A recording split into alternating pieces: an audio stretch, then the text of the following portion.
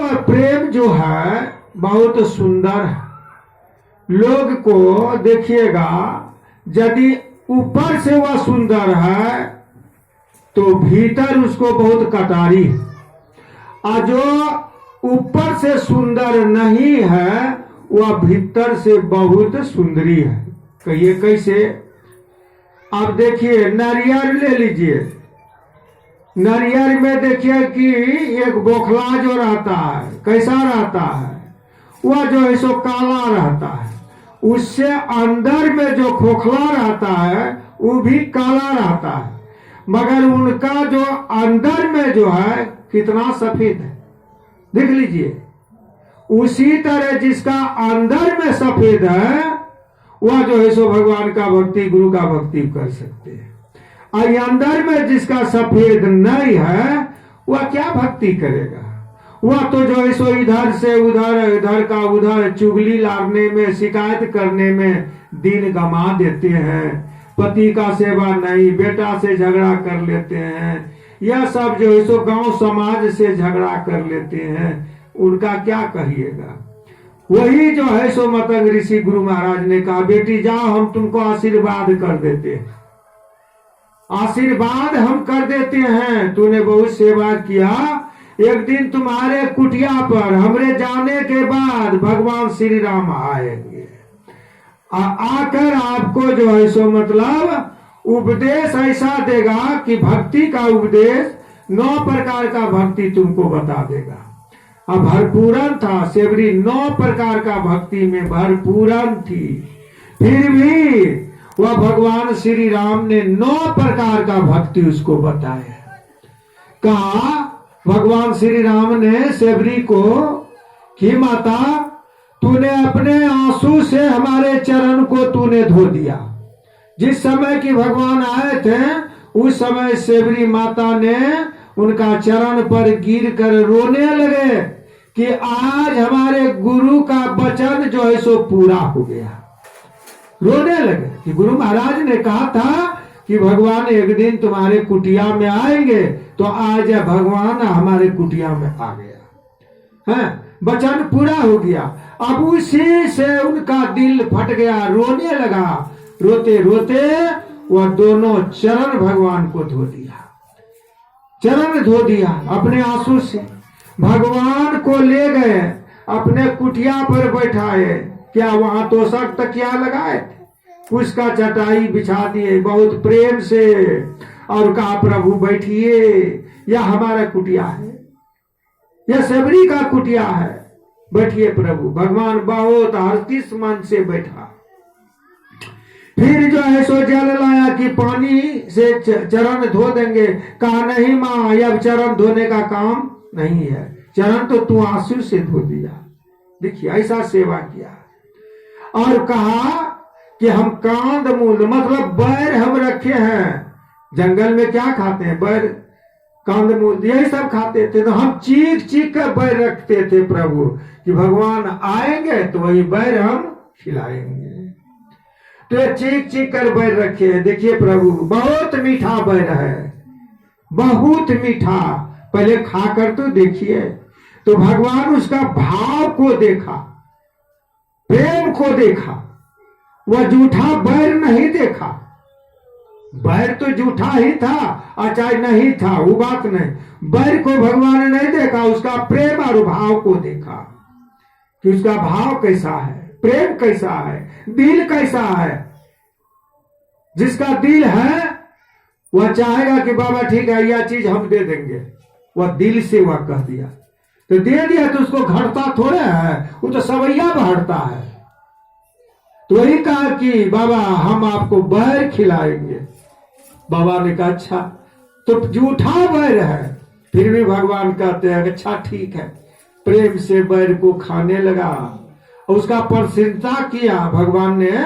हे माता, जो आपका जो हम बैर खा रहे हैं, आज हम बुझा रहे हैं कि कौशल्या माता हमको भोजन करा रही है। उसका प्रशंसा किया। ऐसा तो हम कभी भोजन भी नहीं किए थे। ऐसा बैर में मीठापन है और भगवान खा लिए।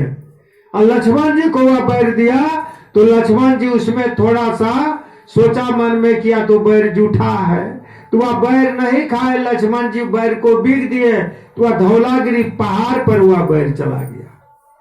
और धौलागिरी पहाड़ पर वह जब बैर गया तो वह जानते हैं वही बैर सजवन बूटी बना। और लक्ष्मण जी को जब बाण लगा था लंका में, जब मेघनाथ ने बाण ब्रह्मांड जब मारा था, तो वही सजवन बूटी जो है सो हनुमान जी लाकर और लक्ष्मण जी को दिया था। सुमेर वैद्य ने बांट कर वही बूटी खाया और तब जाकर लक्ष्मण का प्राण लौट गया। तो फिर जूठा ही वैद्य था वो, मगर संतों का जूठाहन था। तो संत का जूठाहन को उल्लंघन करना नहीं है, नहीं तो एक दिन खाना ही पड़ेगा। संत का यदि जूठाहन मिल जाए तो जानते हैं कितना बड़ा वह सेवरी कौन थी, पहले खिखरनी थी, संत का जूठा खाई और मनुष्य का तन हो गया। पहले मनुष्य का तन हुआ, तब आज उसका भक्ति में मन लग गया है। तो संतों का जूठान मिलेगा कहां? तो संतों का जूठान बड़ा भाग से मिलता है। कोई आपके दरवाजे पर संत आ गए और वह संत को आप यदि उनको प्रेम से खिला दिए, यदि वह कुछ छोड़ दिया तो यदि वह आप खा लेते हैं तो आप समझिए कि आपका जो है सो भक्ति का प्रारंभ हो गया। मगर लोग खाते नहीं हैं, लोग कहते दो संत ने जूठा छोड़ दिया, दे दो उधर कुत्ता बिलाई को।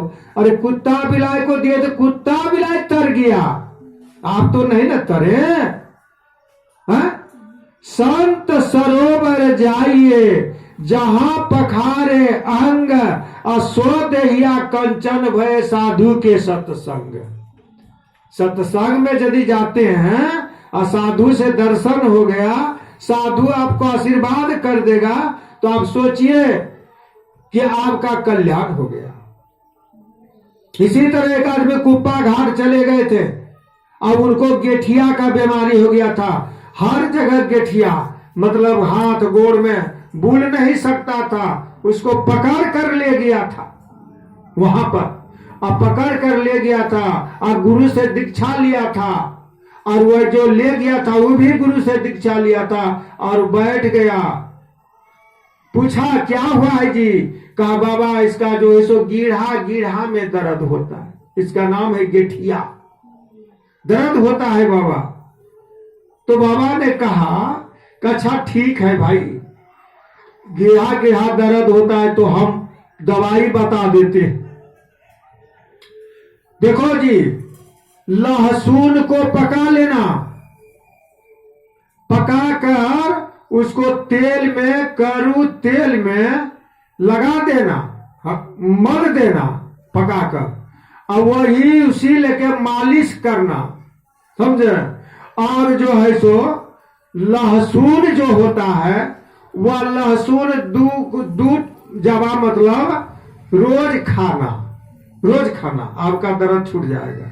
तो वो क्या कहता है, नहीं बाबा हम लहसुन प्याज नहीं खाते, गुरु महाराज बताया है नहीं खाने के लिए, और वहां गुरुए महाराज बता रहा है। अब वो कहता है कि नहीं बाबा लहसुन प्याज नहीं कहा है खाने के लिए। तब जो है सो गुरु महाराज ने साहिब बाबा को कहा कि इसको हम कह रहे हैं, ईमान नहीं रहा है, तो जरा साहिब बाबा लाठी लानिए तो इसको मना देते हैं।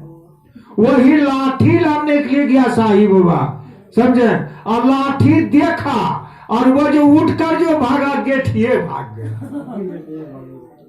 अब देखिए गेठिए भाग गया, तो संतों का बानी लग गया, संत का बानी लगा तो वह क्या भागेगा, गेठिया भाग गया, लोग भाग गया उसी दिन से।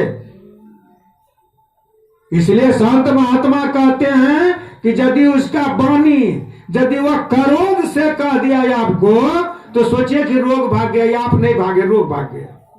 वही क्रोध से एक आदमी की और कहा था, ऊपर का था, वो आदमी को होता था दम्मा, और दम्मा हुआ, वहां लिखा था कि जिसका श्वास ठीक नहीं है वह ध्यानाभ्यास में नहीं बैठे, ध्यानाभ्यास में नहीं बैठे, कहे कि सबका बाधा होगा और वो आपको भी बाधा होगा। समझे। मगर उसने कहा कि अब हम बूढ़ा हो गए हैं, अब शरीर कब छूटेगा नहीं छूटेगा, ध्यान में बैठ जाएंगे, 1 महीना ध्यान करेंगे। है, इसका मन में वो भाव था, लिखा तो था, वो देखा तो था, मगर मन में उसका वही भाव था। मगर वह जो है सो ध्याना कक्ष में चले गए, जहाँ ध्यान होता है वहां कक्ष है, वहां चारों बगल से बंद है, अंदर में पंखा चलेगा, बाहर से दिखाई आपको नहीं देगा, बाहर का आवाज आपके पास वहां नहीं जाएगा, समझे। और ध्यान बैठ कर करिए। अब वह ध्यान करते थे तो उसको खोखी हो जाता था, तो जब ध्यान करते थे खोखी हो जाता। देखिएगा, बैठिएगा और दम को, श्वास को यदि रोकिएगा ना तो खोखी हो जाएगा। तो खोखी अच्छा आदमी होता है तो वह तो मतलब रोगी था, मगर उसको खोखी हो जाता था। तो 1 मरतब ध्यान में बैठे, 2 मरतब ध्यान में बैठे, 3रा मरतब ध्यान में बैठे तो एक महात्मा जी जाकर उसको कह देता है बाबा को कि बाबा ध्यान बनता नहीं है। कहा कैसे? कहा एक तो जो है सो खोखी वाला आदमी आ गया और वह जब ध्यान लगता है बस खो खो करने लगता है, तो ध्यान टूट जाता है। अब 3 बार बैठे हैं और तीनों बार में वही हुआ। तो कहा वो आदमी को जरा बुला कर लेते आना हमरे ला। अब उसको कहता है तो वह डर के मारे जाता